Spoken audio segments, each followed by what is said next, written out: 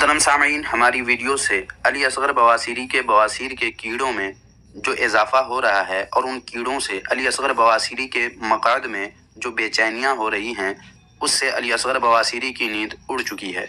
इसलिए ये मेरी वीडियो का जवाब तो मरते दम तक दे नहीं सकता। इसलिए वीडियो की किसी एक बात को लेकर उस पर तूफान बदतमीज़ी करके और मुझे गालियाँ देकर अपने बवासीर के कीड़ों को ये अली असगर बवासीरी मार कर अपनी बेचैनी दूर करने की नाकाम कोशिश करता रहता है। और ऐसी ही कोशिशों में से एक कोशिश इस अली असगर बवासीरी ने ये वीडियो बनाकर की है। लेकिन ये वीडियो बनाकर कैसे ये अली असगर बवासीरी अपने ही बवासीर में उलझ कर रह गया है, यही आज की इस वीडियो में आप मुलाहिजा फरमाएंगे। वीडियो देखकर आपको मज़ा आ जाएगा, इसलिए बिना स्किप किए आखिर तक इस वीडियो को बगौर मुलाहिजा फरमाएं। बातिल करद करेंगे हम हैं बरेली वाले। सामीन और नाजरीन, फ़िरक़े पाखानी क्यों कह रहा हूँ? फतवा रज़विया के अंदर इसका मुहक़्क़िक़ आले नवजोड़ ने फतवा रज़विया के अंदर लिखा है 3 मरतबा नजासत चाट लो तो पाक हो जाएगा। अब बेहश्ती ज़ेवर के अंदर इबारत है मगर चाटना मना है, वहाँ पाखाना नहीं है, निजासत है। नजासत को पाखाना माना लिया और हमारी किताब में हकीमुल उम्मत रहमतुल्लाह अलैह ने बेहश्ती ज़ेवर के अंदर मना लिखा है, मगर चाटना मना है। फिर भी ये खबीस लोग उस मना को जो है हुक्म लगा कर पेश करते हैं और कहते हैं यहाँ पाखाना है। तो सामीन, अब रज़ा खानी की भी अजीब कहानी है। इसका मुजद्दिद ने लिख तो दिया पाखाना चाटना, अगर नजासत का मतलब पाखाना है तो फिर हम तो यही कहेंगे कि नजासत से मुराद मनी भी हो सकता है, नजासत से मुराद हैज़ भी हो सकता है, नजासत से मुराद निफास भी हो सकता है। अब अगर बेहश्ती ज़ेवर के अंदर नजासत लिखा हुआ है, वहाँ पाखाना मुराद लेकर के, जबकि मना लिखा हुआ है, ये वो पाखाना माना लेकर के उस लफ्ज़ के साथ अगर मुखातब करे तो सामीन, फतवा रज़विया के अंदर निजासत चाटने से पाक हो जाएगा, लेकिन मना वहाँ पे नहीं लिखा, हुक्म है, मना नहीं लिखा। तो अब नजासत से मुराद मनी भी ले सकते हैं, हैज़ भी ले सकते हैं और निफास भी ले सकते हैं। तो अब मैं इसी माना, उसी के मुताबिक इस नजासत से ही माना लेकर के अगर फ़िरक़े नवजोड़ और कुर्सी उठाई कौम को अगर हम कहें हैज़ की पैदावार और निफास की पैदावार, कहाँ लिखा है? फतवा रज़विया में लिखा हुआ है, ठीक है, कि निफास की पैदावार और हैज़ की पैदावार कौन? रज़ा खानी, पाखानी। और अजीब है कहानी। अली असगर बवासीरी, तुमको बात समझ में नहीं आती है तो पहले अपने बड़ों से या जो समझदार हो तुम्हारे पास उससे जाकर समझ लिया करो, ताकि इस तरह अपनी बदफहमी और बदतमीज़ी से देवबंदियत की मिट्टी पलीद करके देवबंदियत को बदनाम न करो। और मुझे तुमसे ज़्यादा उन तमाम देवबंदियों पर हैरत होती है जो मेरी वीडियो भी देखते हैं और तेरी भी, मगर तेरी इन बदतमीज़ियों जिससे तूने यूट्यूब पर देवबंदियत की मिट्टी मज़ीद पलीद करके रखा हुआ है, उस पर वो लोग गूंगे बने बैठे हैं और तुझे तंबीह नहीं करते कि अली असगर बवासीरी, तेरे बवासीर में वाकई दम है और तुझे ये बदफहमी हो गई है कि मैं जवाब दे सकता हूँ तो दलील का जवाब दलील से दे। मगर तुझे तेरी कई वीडियो का जवाब न मिलने के बावजूद तूने गाली गलोच न छोड़ा। और सच भी यही है अली असगर बवासीरी कि पिछले चंद दिनों से तेरी एक भी वीडियो का जवाब जो मैंने नहीं दिया है, वो इसलिए ताकि किसी देवबंदी के दिमाग में ये बात आ रही हो कि रद्दे बातिल रिएक्शन यूट्यूब चैनल के जवाब में ये बदतमीज़ अली असगर बवासीरी गालियाँ बकता है और बदतमीज़ियाँ करता है, उनको मालूम हो जाए कि ऐसा हरगिज़ नहीं है, क्योंकि मैंने तुम्हारी पिछली कई वीडियोज़ के जवाब नहीं दिए हैं। बावजूद इसके तूने गाली बकना और बदतमीज़ी करना अभी तक नहीं छोड़ा है। और इससे देवबंदियों को मालूम हो जाए कि ये अली असगर बवासीरी रद्दे बातिल रिएक्शन यूट्यूब चैनल की वीडियोज़ में दी जाने वाली दलीलें और अपने घर की ग़िलाज़तें देख देख कर अपने बवासीर के कीड़ों की कसरत और उनकी हरकत और उनकी ज़ख्म आमेज़ी से परेशान होकर, बल्कि अपनी आदत से मजबूर होकर गालियाँ बकता है और बदतमीज़ियाँ करता है, ताकि इस अली असगर बवासीरी ने अपने बारे में जो हवा बनाकर रखा हुआ है देवबंदियों में, वो बदस्तूर कायम रहे। मगर चूँकि रद्दे बातिल रिएक्शन यूट्यूब चैनल ने इस अली असगर बवासीरी की हकीकत को वाज़ेह कर दिया है और इसकी बदफहमी बदअक़ली को और इसके पेश करदा दलाइल की हकीकत को खूब अच्छी तरह वाज़ेह करके इसकी मक्कारियों को मंजर आम पर लाकर रख दिया है, इसलिए ये अली असगर बवासीरी पागल सा हो गया है और अपने बारे में बनाए हुए हवा को खतरे में देखकर गालियां बकने लगा है और बदतमीजियों पर उतर आया है। जैसे एक ताकतवर के सामने कमजोर इंसान गालियां बककर अपने दिल की भड़ास को निकालने की कोशिश करता है। खैर सामाइन, अब चलें बहिश्ती ज़ेवर और फतवा रज़विया शरीफ के मसले पर बात करते हैं। बहिश्ती ज़ेवर में हाथ में लगी नजिस चीज़ को 3 बार चाटने पर पाक होना लिखा है, मगर चाटना मना है, ये लिखा हुआ है। मगर सवाल यह है कि क्या लोग मना किए हुए काम से रुक जाते हैं? خود علی اصغر بواسیری ڈھیروں ایسے کام کرتا ہے جو شرعن اور اخلاقاً بھی منع ہے، باوجود اس کے یہ علی اصغر بواسیری خود رکا نہیں ہے۔ اس سے معلوم ہوا کہ اشرف علی تھانوی کے منع کرنے سے دیوبندی مانتے نہیں ہیں بلکہ پھر بھی چاٹ جاتے ہیں۔ جانتے ہیں کیا؟ پاخانہ۔ جی ہاں، دیوبندی پاخانہ چاٹتے ہیں بلکہ کھاتے بھی ہیں، جیسا کہ آپ امداد المشتاق کے اس حوالے میں دیکھ سکتے ہیں، پڑھ سکتے ہیں۔ اس حوالے کو میں اپنی کئی ویڈیو میں پیش کر چکا ہوں۔ اس سے معلوم ہوا کہ دیوبندی پاخانہ کھاتے ہیں اور کھانے کے لیے سور تک بن جاتے ہیں۔ تو کیا اب دیوبندیوں کو ہم سور کہہ سکتے ہیں؟ جیسا کہ علی اصغر بواسیری نے ابھی تھوڑی دیر پہلے بکواس کی ہے، اس کے جواب میں ہم بھی دیوبندیوں کو سور کہیں؟ اگر نہیں تو دیوبندیوں کو چاہیے کہ اس علی اصغر بواسیری کو لگام لگائے تاکہ اس بے غیرت کی وجہ سے دوسرے تمام دیوبندی مطعون ہونے سے بچ سکیں۔ اب آئیے فتاوی رضویہ شریف دیکھتے ہیں۔ دیکھیں، اس میں انگلی پر نجاست لگنے پر بے خبری میں 3 بار چاٹنے پر پاک ہونے کا ذکر ہے، کیونکہ جس کو معلوم رہے گا کہ میری انگلی پر نجاست لگی ہوئی ہے وہ کبھی بھی اپنی اس انگلی کو چاٹ ہی نہیں سکتا ہے۔ ایسا تو بے خبری میں ہی ممکن ہے۔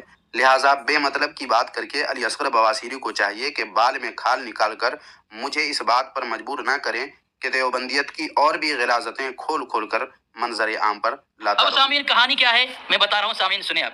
یہ دیکھیں تذکرہ غوثیہ، یہ ملفوظات حضرت غوث علی شاہ قلندر قادری، اس میں کیا لکھا ہے دیکھیں سامعین، رضا خانی کی عجیب کہانی، صفحہ نمبر 366 میں لکھا ہوا ہے کہ فقیر صاحب نے فرمایا کہ بعد نماز عشاء ہماری روٹی اس مسجد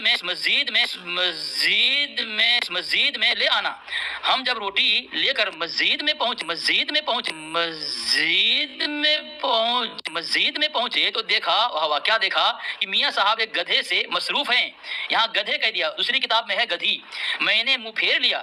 مصروف سے مراد کیا ہوگا؟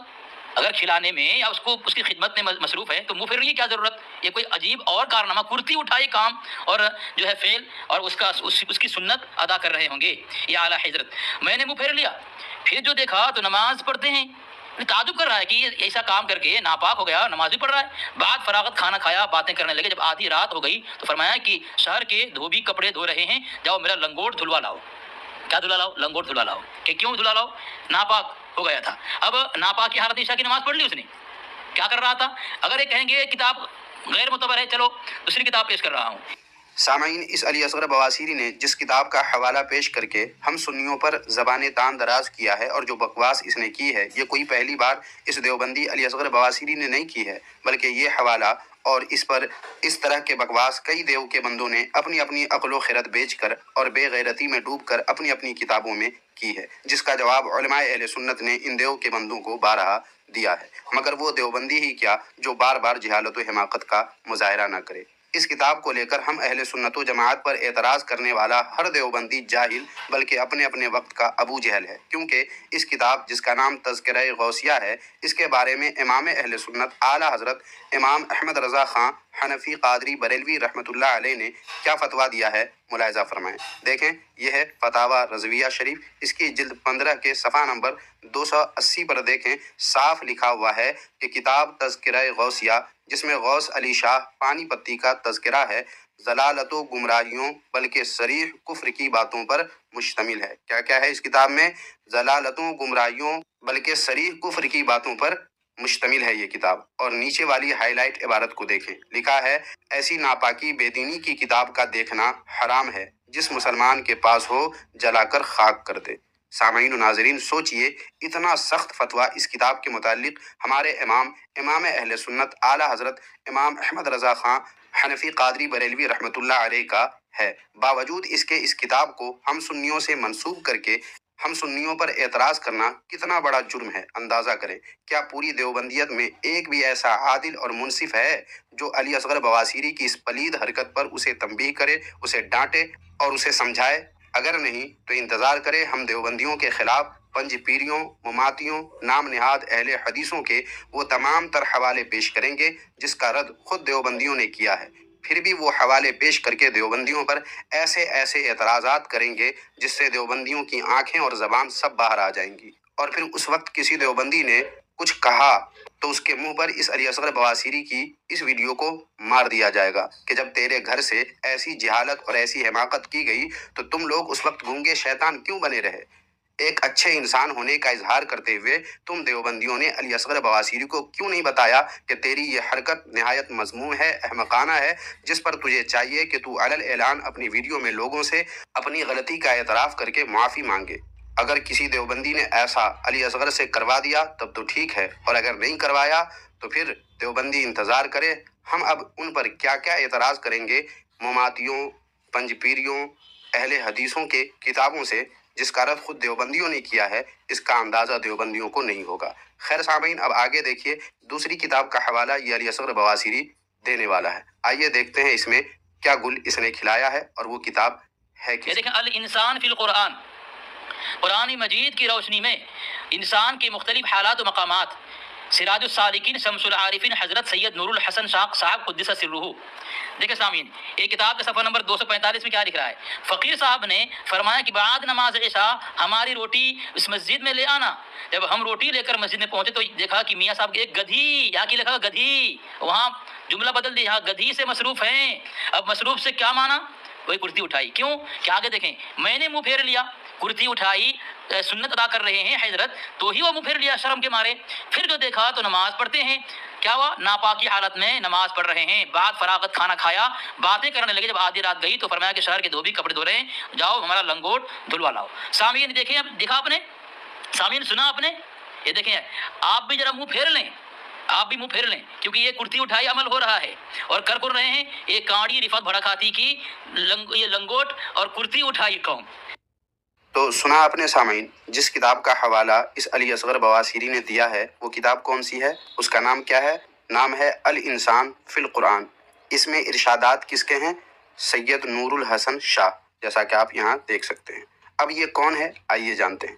دیکھیں یہ کتاب جس کا نام ہے علماء دیوبند اور مشائخ پنجاب، اس کے صفحہ نمبر 31 پر دیکھیں کیا لکھا ہے۔ لکھا ہے 8-9 اکتوبر 1949 عیسوی کو جھنگ میں تنظیم اہل سنت کانفرنس ہوئی، جس کے نگران اور منتظم اعلیٰ مشہور دیوبندی عالم اور خطیب مولانا سید نور الحسن شاہ صاحب بخاری تھے۔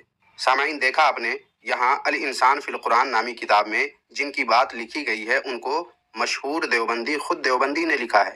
تو اب بھلا سوچیں کہ اپنے مشہور دیوبندی کی بات کو ہم سنیوں سے منسوب کر کے ہم سنیوں پر کتے کی طرح اس علی اصغر بواسیری کا بھونکنا یہ کتنا بڑا جرم اور ظلم ہے۔ مگر دیوبندی سب کے سب گنگے شیطان بنے بیٹھے ہیں، کوئی کچھ نہیں کہے گا اس علی اصغر بواسیری کو۔ اس کے علاوہ سامعین، الانسان فی القرآن نامی کتاب میں مذکور یہ بات کہاں سے لی گئی ہے؟ دیکھیے اسی کتاب کے صفحہ نمبر 254 پر وہ بات درج ہے جو علی اصغر بواسیری نے پڑھ کر آپ حضرات کو سنائی ہے۔ مگر اس سے پہلے والے صفحہ یعنی صفحہ نمبر 253 پر دیکھیں، جہاں سے یہ باتیں لکھی گئی ہیں وہیں پر صاف لکھا ہوا ہے کہ حکایت از تذکرہ غوثیہ۔ یہ وہی کتاب ہے جس کے بارے میں اعلیٰ حضرت رحمۃ اللہ علیہ کا کتنا سخت فتویٰ ہے وہ آپ ملاحظہ فرما چکے ہیں۔ لیکن تذکرہ غوثیہ نامی یہ کتاب خود دیوبندیوں کے یہاں کیا حیثیت رکھتی ہے اب یہ بھی ملاحظہ فرما لیں، تاکہ دیوبندیوں کو بھی معلوم ہو جائے کہ یہ علی اصغر بواسیری دیوبندیت کی مٹی کیسے بار بار پلید کرنے پر تلا ہوا ہے، اور کیسے جو منہ میں آتا ہے وہ بک دیتا ہے اور دیوبندیت کا منہ کالا کرتا رہتا ہے۔ یہ دیکھیں کتاب تذکرہ غوثیہ، اور اس پر دیکھیں اس کتاب کے تزئین و ترتیب کرنے والے کا نام کیا ہے۔ دیکھیں لکھا ہے محمد اسماعیل میرٹھی۔ یہ وہی اسماعیل میرٹھی ہے جس کی لکھی ہوئی کتاب اردو کی پہلی کتاب، اور اس کے 5 حصے دیوبندیوں کے مدرسوں میں بچوں کو پڑھائے جاتے ہیں، اور مجھے یقین ہے کہ اس علی اصغر بواسیری نے بھی 1-2 حصے اسی اردو کتاب کے پڑھا ہوگا، کیونکہ یہ پڑھا لکھا تو ہے نہیں۔ اس کے اردو پڑھنے سے بھی آپ کو اندازہ ہو ہی چکا ہوگا، لہٰذا میں حسن ظن رکھتے ہوئے اتنا کہہ سکتا ہوں کہ 1-2 حصہ ضرور اس نے پڑھا ہوگا، وہ بھی اسی اسماعیل میرٹھی کی لکھی ہوئی کتاب سے۔ یہ کتاب اسی اسماعیل میرٹھی کی لکھی ہوئی ہے جس نے تذکرہ غوثیہ نامی کتاب کی تزئین و ترتیب کی ہے۔ اس سے یہ اندازہ آپ کو بخوبی ہو چکا ہوگا کہ یہ کتاب تذکرہ غوثیہ دیوبندیوں میں کتنی اہم ہے۔ چلے سامعین اب کچھ آگے بڑھتے ہیں۔ یہ دیکھیں اسی کتاب تذکرہ غوثیہ کا صفحہ ہے، اس کے حرف آغاز کے تحت کیا کیا لکھا ہے دیکھ لیجئے۔ یہاں لکھا ہے بلا خوف تردید کہا جا سکتا ہے کہ اردو زبان میں اس شان کی اور کوئی کتاب نہیں لکھی گئی۔ دیکھ رہے ہیں تذکرہ غوثیہ نامی کتاب کے بارے میں خود دیوبندی نے کیا لکھا ہے؟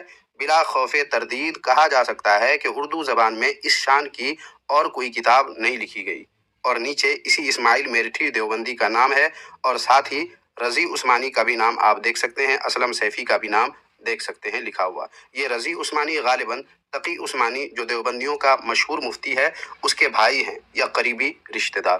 تو سامعین، ان شواہدات کے بعد یہ خوب اچھی طرح واضح ہو گیا کہ تذکرہ غوثیہ نامی کتاب خود دیوبندیوں کے یہاں بڑی اہمیت کی حامل ہے اور اس پر خود دیوبندیوں نے کام کیا ہے۔ اب اگر کوئی دیوبندی اس کا انکار کرنے کی حماقت کرنے لگے کہ یہ اسماعیل میرٹھی دیوبندی نہیں ہے تو ہم یہ بھی ثابت کیے دیتے ہیں تاکہ آپ حضرات کو مزہ آ جائے اور علی اصغر بواسیری کا منہ مزید کالا ہو جائے۔ جس کے لیے دیکھیے یہ کتاب جس کا نام ہے حیات اسماعیل، یہ اسی اسماعیل میرٹھی کی حیات پر لکھی گئی کتاب ہے اور اس کتاب کے مصنف وہی اسلم سیفی ہے جس کا نام آپ نے تذکرہ غوثیہ نامی کتاب میں اسماعیل میرٹھی کے نام کے آس پاس آپ نے دیکھا تھا، اسی کی لکھی ہوئی یہ کتاب ہے۔ اس کتاب کے صفحہ نمبر 36 پر دیکھیں، قاسم نانوتوی کے نام کے ساتھ کلمہ ترحم اور ساتھ ہی اس کے میرٹھ میں رہنے اور اس سے شرف نیاز کا ذکر یہاں موجود ہے۔ تو سامعین، اس سے بھی روز روشن کی طرح واضح ہو گیا کہ اسماعیل میرٹھی دیوبندی تھا، قاسم نانوتوی سے شرف نیاز رکھتا تھا۔ اسی اسماعیل میرٹھی نے تذکرہ غوثیہ نامی کتاب کی تزئین و ترتیب دے کر اور اس کتاب کی تعریف کر کے ثابت کر دیا کہ دیوبندیوں کے نزدیک یہ کتاب کتنی اہم ہے، اور اس طرح جو اعتراض اس خبیث اور مردود علی اصغر بواسیری نے ہم سنیوں پر کتے کی طرح بھونک بھونک کر کیا تھا، وہ سب کے سب اسی بواسیری کے بواسیر سے جا کر چپک گیا، اور اس طرح علی اصغر بواسیری کے بواسیر کا درد اس ویڈیو سے ضرور بالضرور دوبالا ہو گیا ہوگا، اور انشاءاللہ اس کے مرتے دم تک اس کے بواسیر کا یہ زخم کبھی ختم نہیں ہوگا۔ لیکن آخر میں اس ویڈیو کو دیکھنے والے تمام دیوبندیوں کو میں کہنا چاہتا ہوں کہ اس تحقیق کے بعد آپ پر حق واضح ہو چکا ہے، باوجود اس کے آپ لوگ کچھ نہ کچھ الٹا پلٹا کمنٹ باکس میں لکھ کر نکل جائیں گے، مگر قیامت کے دن اللہ تعالیٰ کو آپ کیا جواب دیں گے؟ کیا حق واضح ہونے کے باوجود باطل کی طرفدار رہیں گے آپ؟ اور ہاں، اگر اس ویڈیو کے بعد علی اصغر بواسیری نے اپنی غلطی کا اعتراف کر کے معافی نہیں مانگی تو میں نے کہہ دیا ہے کہ اب دیوبندیوں کے خلاف میں کیسے کیسے اور کن کن کے حوالے پیش کروں گا اور دیوبندیوں پر اعتراض کروں گا۔ پھر آپ لوگ یہ مت کہنا کہ میں نے زیادتی کی ہے یا میں غلط کر رہا ہوں۔ آپ لوگ کم سے کم اپنے اپنے انصاف پسند ہونے کا اظہار کریں اور علی اصغر بواسیری کی ویڈیو کے کمنٹ باکس میں جا کر علی اصغر بواسیری کی غلطیوں کا ذکر کر کے اس کو معافی مانگنے کہیں، تاکہ قیامت میں آپ کی گرفت نہ ہو یا اس بدفہم ظالم و جابر علی اصغر بواسیری کی ویڈیو دیکھنا آپ ترک کر دیں، تاکہ اللہ تبارک و تعالیٰ کے حضور آپ کے پاس یہ عذر رہے کہ ہم نے غلط کو غلط کہہ کر اپنے حق پسند ہونے کا اظہار کر دیا تھا اور غلط بیان بدتمیز گالی باز علی اصغر بواسیری سے لا تعلقی اختیار کر لی تھی۔ اور اگر آپ دیوبندیوں کو لگتا ہے کہ یہ علی اصغر بواسیری مجھے گالیاں دیتا رہے گا اور اس طرح وہ بزور بدتمیزی باطل کو حق ثابت کر دے گا یا دیوبندیت کا نام روشن یا اونچا کر دے گا، تو یہ خیال آپ کا سراسر غلط ہے، کیونکہ امام اہل سنت اعلیٰ حضرت امام احمد رضا خان حنفی قادری بریلوی رحمۃ اللہ علیہ اور علماء اہل سنت و جماعت کا یہ ادنا سا خادم ایسا سنی نہیں ہے جو گالیاں سن کر کنارہ کش ہو جائے، بلکہ گالیوں کے بعد بھی باطل کے بطلان کو ظاہر کرنا میں نہیں چھوڑنے والا ہوں، بلکہ دیوبندیت اور اکابر دیوبند کی ایسی ایسی شرمناک اور حیا سوز باتیں اپنی ویڈیوز کے ذریعے دنیا کے سامنے پیش کر دوں گا جسے اکثر دیوبندی بھی نہیں جانتے۔ میں عام دیوبندیوں کی بات نہیں کر رہا ہوں، بلکہ پڑھے لکھے دیوبندیوں کی بات کر رہا ہوں۔ وہ لوگ بھی اپنے دیوبندی مولویوں کی ان شرمناک اور حیا سوز باتوں کو شاید ہی جانتے ہوں گے جن کو اب تک میں بتا چکا ہوں اپنی ویڈیوز کے ذریعے اور آئندہ بھی بتاتا رہوں گا۔ اس لیے آپ دیوبندیوں سے پیار سے کہتا ہوں کہ علی اصغر بواسیری کو لگام دیجیے اور اسے سمجھائیے، تاکہ میں اپنی ویڈیو کا رخ ادھر سے موڑ کر ان نام نہاد اہل حدیث خبیث لوگوں کی طرف کروں جو حنفیت پر، جس سے آپ لوگ بھی اپنے آپ کو منسوب کرتے ہیں، اس کے خلاف وہ لوگ جو بکواسات اور غلاظت آرائیوں کے بازار گرم کیے ہوئے ہیں اس کا علاج کر سکوں اور ان کو ان کے گھر کا آئینہ دکھا سکوں۔ امید ہے کہ دیوبندیوں کو میری باتیں سمجھ میں آ گئی ہوں گی۔ باقی آپ دیوبندی لوگ اپنا بھلا خود ہی بہتر سوچ سکتے ہیں۔ تو ہمارے پیارے پیارے سنی بھائیوں، مزہ تو آپ کو آ ہی گیا ہوگا، تو دیر کس بات کی، ویڈیو کو ایسے لائک کر کے اتنا شیئر کر دیں کہ مجھے بھی مزہ آ جائے۔